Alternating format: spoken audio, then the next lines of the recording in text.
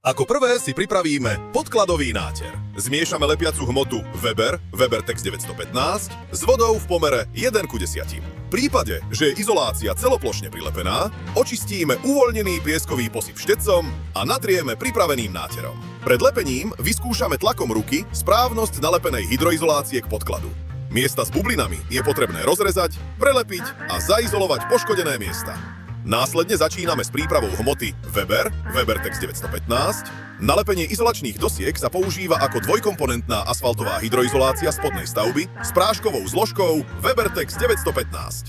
Dosiahne sa tak urýchlenie tvrdnutia a tuhnutia hmoty. Zložky spájame miešadlom stavebných zmesí pri nízkych otáčkach. Spojenú zmes nanášame na dosku celoplošne pomocou zubového hladidla s veľkosťou zubov 10x10 mm.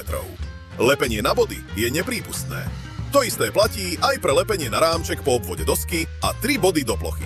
Izolačné dosky s nanesenou lepiacou hmotou sa usadia na pripravené miesto a pritlačia sa k podkladu. Rovnosť dosky priebežne kontrolujeme vodováhou. Aby doska nespadla, podloží sa dostatočným množstvom podpier po dobu niekoľko hodín, kým lepidlo nezaschne. Zaznačíme si požadovanú dĺžku dosky.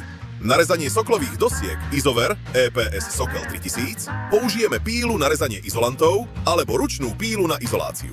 Izolačné dosky lepíme tak, aby nevznikali špáry.